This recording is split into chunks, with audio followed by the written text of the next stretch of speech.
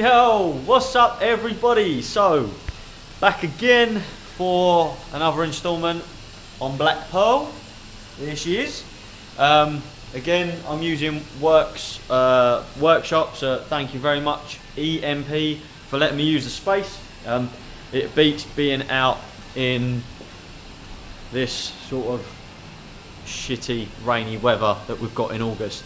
Okay, so the plan today, or tonight even, sorry, is to fit these BC Racing Coilovers that I've got. These are the BC BR, so they're the Street Series coilovers. I got these off of Bobby Clark. You guys would have seen him in a couple of videos where he's helped me out. So, just a shout out to my friend Bobby over there. Hello. They've come off of his 15. He's had these on the car for around 1,000 miles, if that. They're literally just a few months old. The reason he sold them is Bob has actually gone to air ride. You guys may have noticed down here that there's a spare locking collar. Reason being, on here, on one of the rears, when Bobby had it set up, the rear camber arm was actually rubbing against one of the back collars. And it's obviously caused a flat spot. Now I could have easily run this, but I thought for the sake of, I think, £10 from BC themselves, just going to get it swapped out. As always, I've got my trusty white grease with me to always slather up the threads on all of the coilovers. Again, white grease, it's both a thin film that's waterproof. It's not like copper grease. In a sense that copper grease actually holds small particles and stuff, whereas white grease doesn't. And if you wash it off, white grease leaves a nice film behind. Okay, so got cracking, and here's the car now. So obviously it's nice to have a little low entry jack to be able to get the car up on the ground. Obviously axle stands for safety. Wheels are off both sides. I've loosened the two top struts. You've got one there, two top nuts on the struts, one there and obviously one there. So they're loose. So now it's just a case of getting to the nut that's down here and loosening that off. That's probably going to be a breaker bar jobby. Okay, so I've had a little bit of a struggle trying to get the rear shock off the driver's side, but all the aggro was to remove this bolt, which has obviously got a really weird collar washer on there.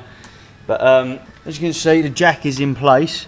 Now, I'm not using a ramp, as you can see, so for anyone doing this at home, this is doable. As long as the car's on axle stands, use the jack to jack up the lower arm, takes the tension off. And obviously I've used an air gun, but if you use breaker bar and ratchet, you should be able to break it free.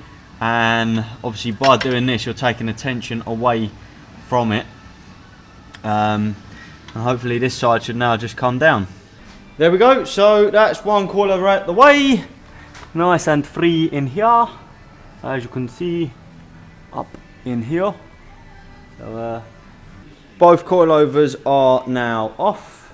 Over to the bench. So we've got the coilover that had the worn out ring.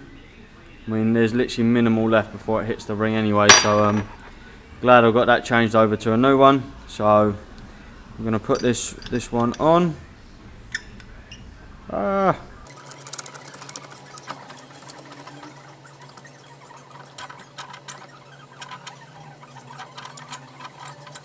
Cool, so that's on. I'm going to now grease the inside of the cup with some white grease. I'll probably do the same to that one, just to have peace of mind. Then measure that coilover up, measure this coilover up, and get them on the car. Coilovers are now adjusted to the same height as the old ones.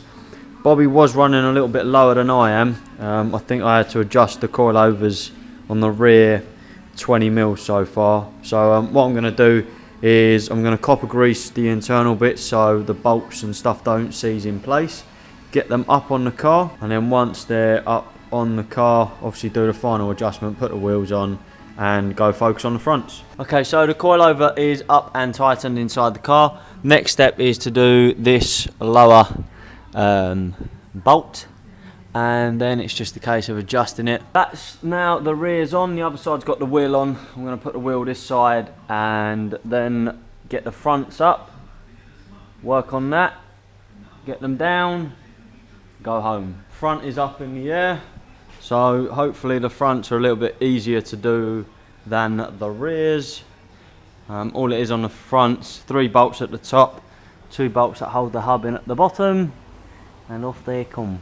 Okay, so the coilover is off this side, the hub is obviously hanging loose. I'll go do the other side and then measure the 2 and get the fronts bolted back on, and then hopefully I can go home. Okay, so I've actually lost track of time. I don't know what time it is at the minute. It's practically gone black outside. Fronts are all on, it's all secure. Basically, if I show you guys quickly the other side, the arch gap was pretty big. I think there's like 100mm arch gap, or 90mm arch gap, something like that.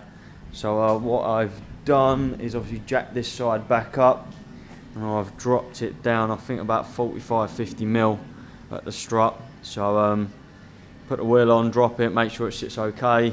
One eternity later. Ladies and gentlemen, welcome back to another day. So realistically, I do need to run you down what's been happening.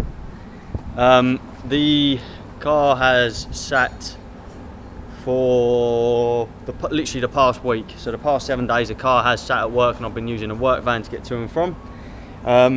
Reason being, the front tyres, and I'll show you, the front tyres have been rubbing with the inner part of the strut. At the minute there's a big finger gap. As soon as I lowered it last week, the inner sidewall was rubbing, so I had to raise it back up. I drove it home with it literally like that. I'm pretty sure I put a picture up now of what it was sitting like. But yeah, so the car sat for 7 days or 6 days, whatever it is, doing absolutely sod all, because I can't get it anywhere because it's sitting like this, as I said. So I've got the help of John, who's around the other side of the car. He's willingly stayed behind again. We're lowering the rear, and there was nothing wrong with the rear, but John suggested dropping it down a little bit more. So we've dropped the rear 15mm.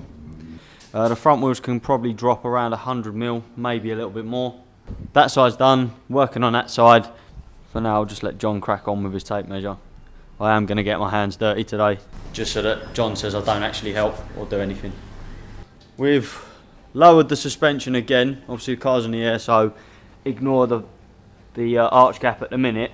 But we've put it back on. Obviously we've put a couple of nuts in just to secure it. Yeah, I left the space at that side, sorry John. But yeah, doesn't make contact at all on the strut. I promise you I wasn't high last week. John's saying we've got clearance. So don't know what the fuck was happening last week. Clearly I've done something wrong, but hey ho. I mean, if this wins, we're winning, because it means I can drop it a bit more. 1 dugga dugga or 2 dugga dugga. Yeah, so if this works, it means I can drop it a bit more. 1 dugga dugga or 2 dugga dugga. Final tweaks can be made before the car goes for alignment. Winning. Okay, so coilovers are adjusted. We've got the wheel off this side. We'll quickly whiz round. John's on the floor. He's doing a lot of the bolt work today, so it looks like I'll be owing him crates of beer at this rate. We're getting the lower arm off. What it was, when I put the lower adjustable Driftworks lower arms on, the centre bolt that goes through, which I'll show you now, I think, if I can. Right, so the centre bolt that goes through here,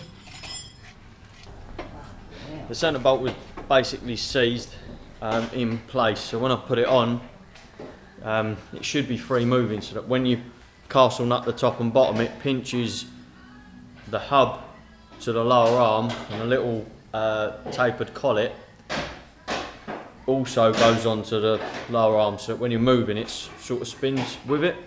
But as I say, it was never done.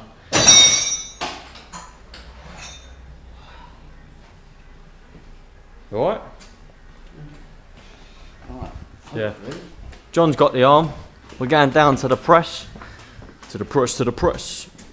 Get the tape out of the way. the press.